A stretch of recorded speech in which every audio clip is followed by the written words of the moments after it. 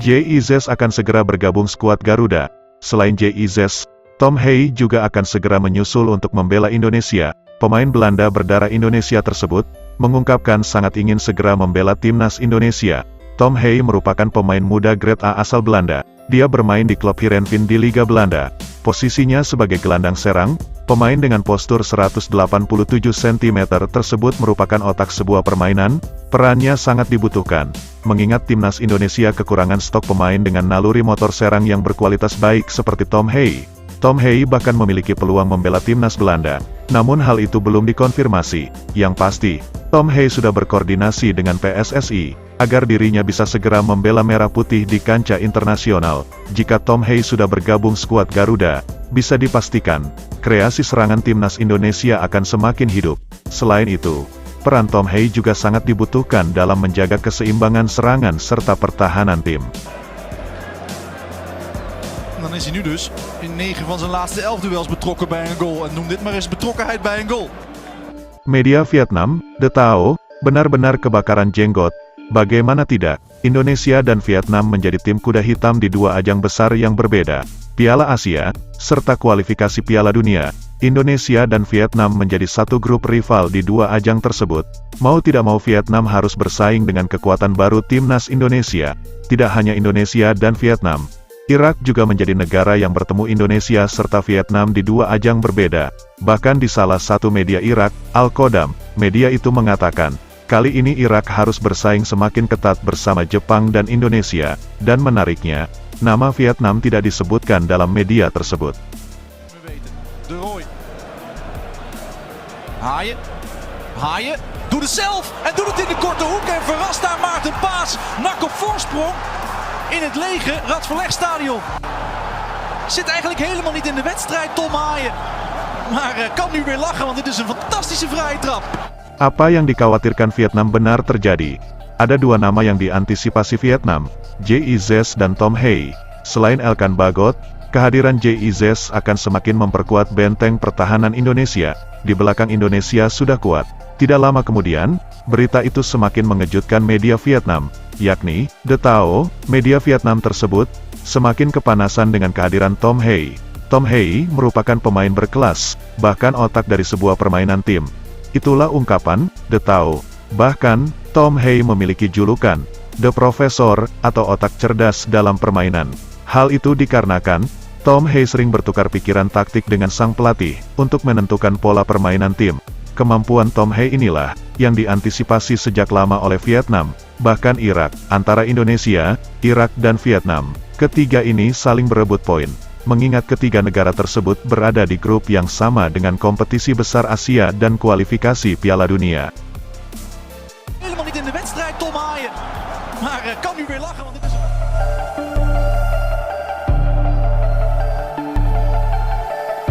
Sintayong membeberkan timnas Indonesia sedang menerapkan latihan khusus. Langkah itu sebagai persiapan guna mempersiapkan diri melawan tim-tim tangguh kelas dunia dan Asia, seperti melawan Jepang, Irak, dan Vietnam di Piala Asia 2024. Saat ini timnas Indonesia sedang melakukan pemusatan latihan di Antalya, Turki. Skuad utama timnas Indonesia akan berada di Turki sampai tanggal 6 Januari tahun 2024.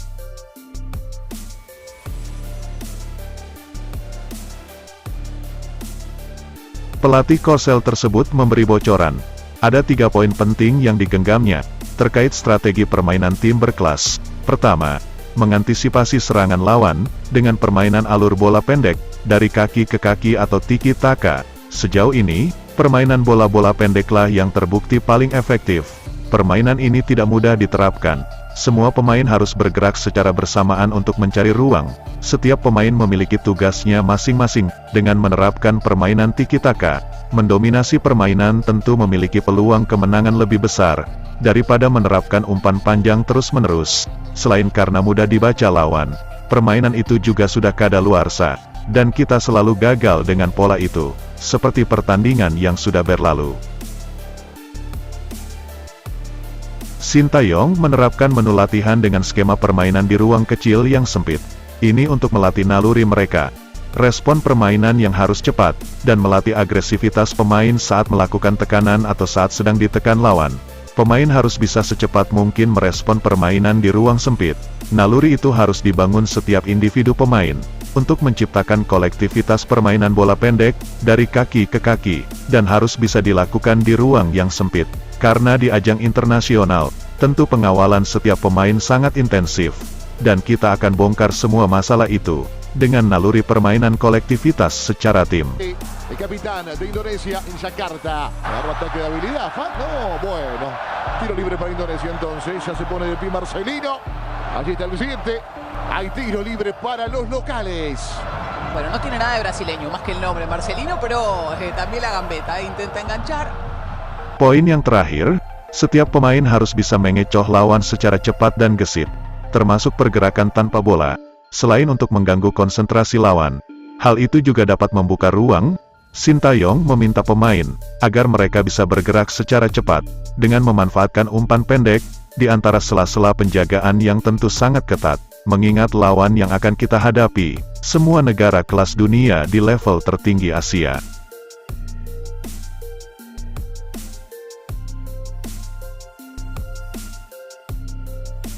Menu latihan saat ini, kita fokus bagaimana kita meruntuhkan pertahanan lawan dari lini per lini. Kita mengantisipasi kemungkinan yang paling sulit sekalipun. Dengan latihan itu, diharap dalam situasi apapun para pemain sudah siap. Jika permainan itu semua berhasil kita lakukan dengan baik secara terkoordinasi dengan naluri yang juga baik, saya yakin, kita tidak hanya akan tembus ke 16 besar, bahkan bukan tidak mungkin kita melangkah lebih jauh. Sebetulnya pemain kita memiliki skill dan permainan yang baik, hanya saja koordinasi permainan kerap tidak berjalan baik. Selain itu, terkendala fisik pemain, yang rata-rata masih berada di level standar. Latihan dan persiapan ini, sekaligus mempersiapkan di pertandingan kualifikasi Piala Dunia. Saya upayakan, agar pemain kita terbiasa dengan permainan ruang sempit dengan naluri yang baik. Itulah menu latihan intensif Timnas Indonesia, dikutip dari CNN.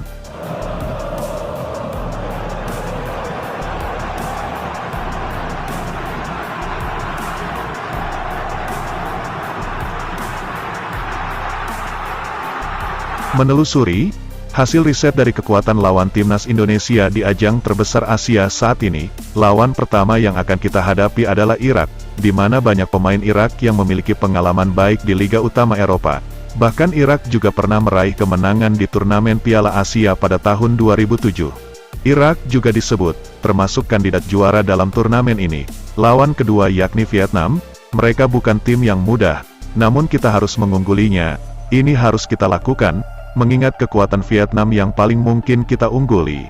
Itu bukanlah hal yang mudah, tentu mereka juga melakukan hal yang sama.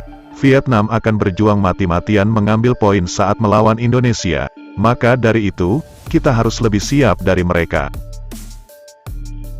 Pertandingan berikutnya melawan Jepang. Jika lawan sebelumnya Irak dan Vietnam, kita masih berpeluang mencuri poin penuh. Namun untuk lawan yang satu ini, tentu berbeda. Level Jepang bukan lagi Asia, tapi salah satu tim terkuat dunia. Bahkan di pertandingan terakhirnya, Jepang 2 kali berturut-turut menggulung Jerman.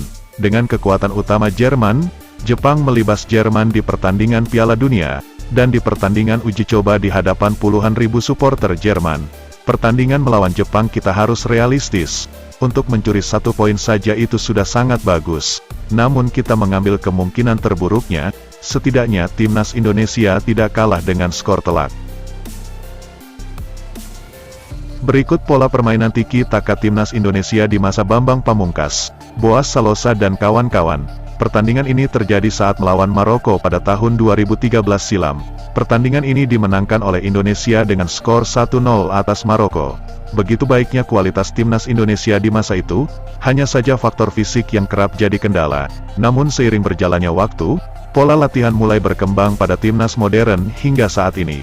Latihan fisik mulai diwajibkan, dan dilakukan secara intensif. Hal itu mulai dilakukan sejak kepelatihan Indra Syafri, Luis Mia, dan diteruskan oleh Sintayong.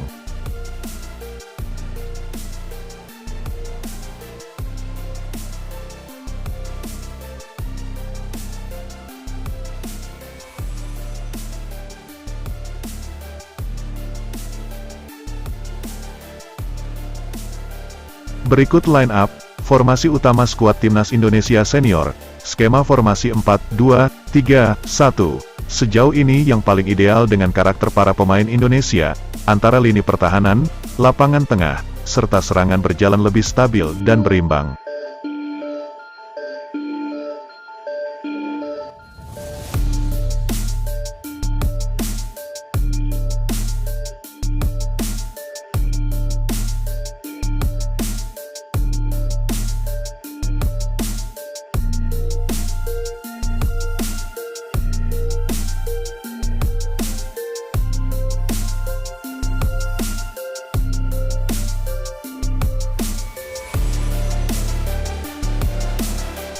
Sebelum meninggalkan tayangan ini, silakan Anda subscribe channel ini, agar Anda tidak ketinggalan semua berita serta jadwal pertandingan terbaru Timnas Indonesia.